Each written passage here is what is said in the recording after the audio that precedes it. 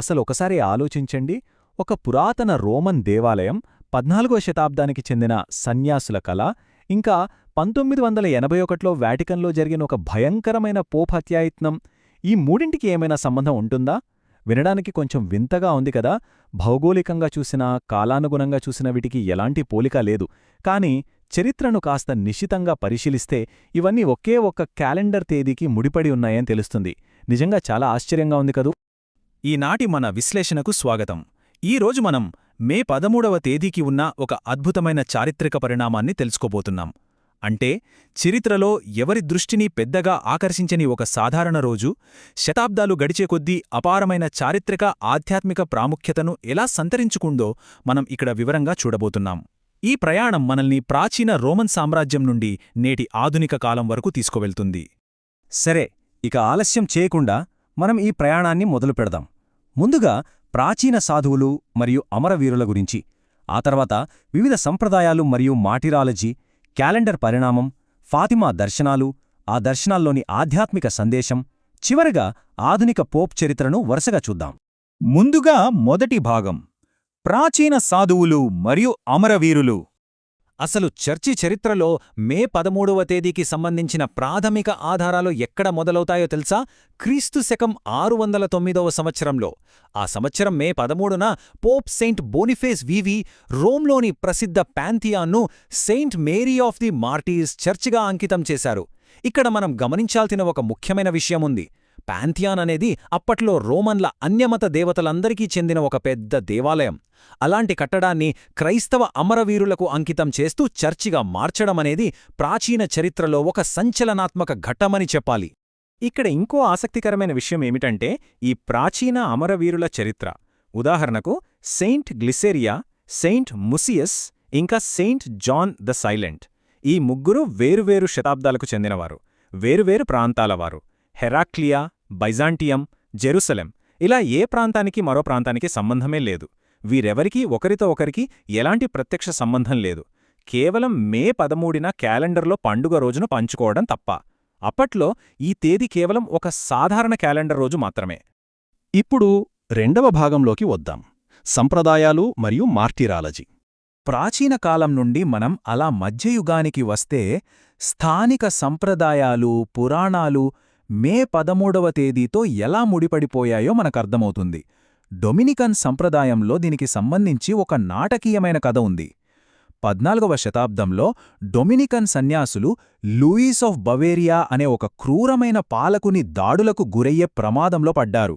వారు ప్రాణభయంతో ఉన్న ఆ సమయంలో 4వ శతాబ్దానికి చెందిన సెయింట్ సర్వేటియస్ అనే బిషప్ వారి కలలో కనిపించి ఆ దాడుల నుండి పారిపోమ్మని హెచ్చరించి వారి ప్రాణాలను కాపాడారని ఒక నమ్మకముంది. ఆ భయంకరమైన విపత్తు నుండి బయటపడిన కృతజ్ఞతతో వారు మే 13న ఆయనను స్మరించుకోవడం ప్రారంభించారు. అదే 14వ శతాబ్దంలో ఇటలీలోని పలెర్మోలో మరో ఆధ్యాత్మిక పరిణామం జరిగింది. ఫాదర్ నికోలా బ్రూనో అనే ఆయన ప్రాణాంతకమైన అనారోగ్యంతో బాధపడుతున్నప్పుడు ఒక అద్భుతమైన మెరియన్ దర్శనం, అంటే మాత దర్శనం ద్వారా స్వస్థత పొందారు. ఇక్కడే అవర్ లేడీ ఆఫ్ హెల్ప్ అనే భక్తి సాంప్రదాయం మొదలైంది. చూశారుగా, మే 13వ తేదీ చుట్టూ కేవలం అమరవీరుల చరిత్రే కాకుండా మెల్లగా ఒక గాఢమైన మెరియన్ ఆధ్యాత్మిక వారసత్వం కూడా అల్లబడటం ఇక్కడే మొదలైంది. సరే, ఇక మూడవ భాగం, క్యాలెండర్ పరిణామం. కాలం గడుస్తున్న కొద్దీ ఈ సంప్రదాయాలకు అనుగుణంగా అధికారిక రోమన్ క్యాలెండర్ ఎలా మారుతూ వచ్చిందో మనం ఖచ్చితంగా మాట్లాడుకోవాలి. ఉదాహరణకు పాత పద్ధతి అయిన ఎక్స్ట్రార్డినరీ ఫామ్ తీసుకుంటే అందులో మే 13న సెయింట్ రాబర్ట్ బెల్లార్మిన్ అనే గొప్ప సాధువు పండుగ ఉండేది. కానీ కొత్త విధానమైన ఆర్డినరీ ఫామ్ వచ్చేసరికి ఒక అసాధారణమైన మార్పు జరిగింది. ఆ సాధువు పండుగను సెప్టెంబర్కు మార్చేసి మే 13వ తేదీని పూర్తిగా అవర్ లేడీ ఆఫ్ ఫాతిమా కోసం కేటాయించారు. ఒక స్థిరపడిన సాధువు పండుగను మార్చడమంటే చిన్న విషయం కాదు కదా.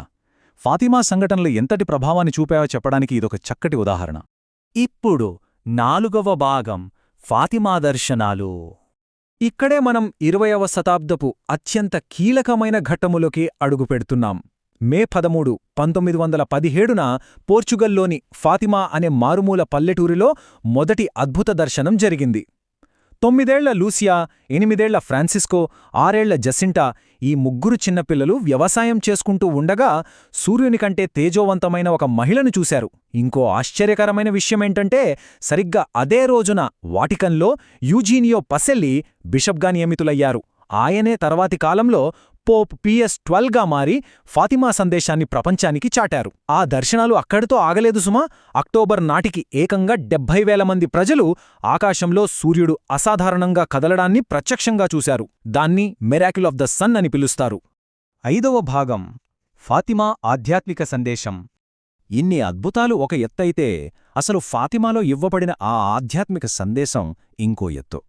1917 అంటే మొదటి ప్రపంచ యుద్ధం తీవ్రంగా జరుగుతున్న సమయం.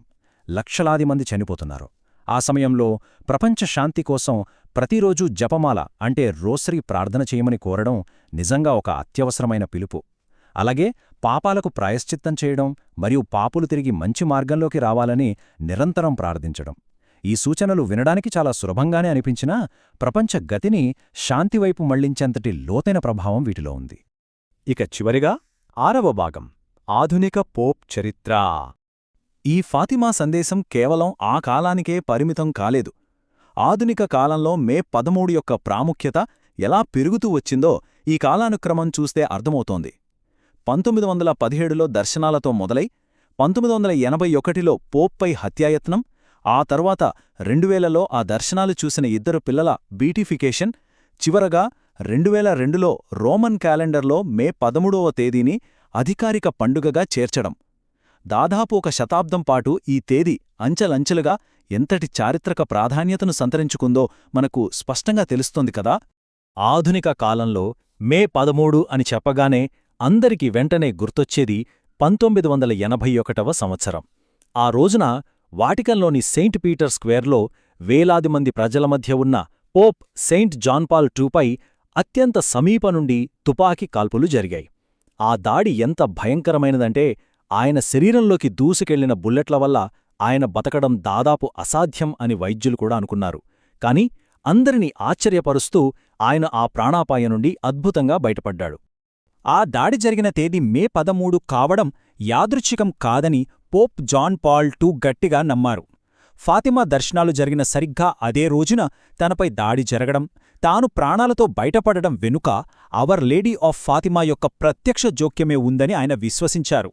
ఒక చెయ్యి తుపాకీని పేల్చింది, మరొక చెయ్యి ఆ బుల్లెట్ దిశను మార్చింది అని ఆయనే స్వయంగా చెప్పారు. దానికి కృతజ్ఞతగా ఆయనను గాయపరిచిన ఆ తుపాకీ బుల్లెట్ను పోర్చుగల్లోని ఫాతిమా విగ్రహం కిరీటంలో సరిగ్గా సరిపోయేలా అమర్చారు. ఆ బుల్లెట్ ఇప్పటికీ ఆ కిరీటంలో ఉండి ఈ అద్భుత చరిత్రకు సజీవ సాక్ష్యంగా నిలుస్తోంది. సో ఇదంతా చూశాక మీకేమనిపిస్తోంది? ఒక సాధారణ క్యాలెండర్ తేదీ ఒక పురాతన ఆలయ అంకితం నుండి మొదలై అమరవీరుల పండుగలను దాటి సన్యాసుల కలలో నిలిచి చివరకొక పోప్ ప్రాణాలను కాపాడే స్థాయికి ఎలా చేరుకుంది?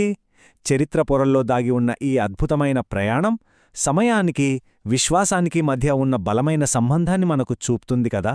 ఒక క్యాలెండర్ తేదీ చుట్టూ ఇంతటి అద్భుతమైన చరిత్ర అల్లుకుని ఉండటం నిజంగా ఆశ్చర్యకరం. మరి ఈ విశేషాలు మీకెలా అనిపించాయి? ఇలాంటి మరిన్ని ఆసక్తికరమైన విశ్లేషణలతో మళ్ళీ కలుద్దాం.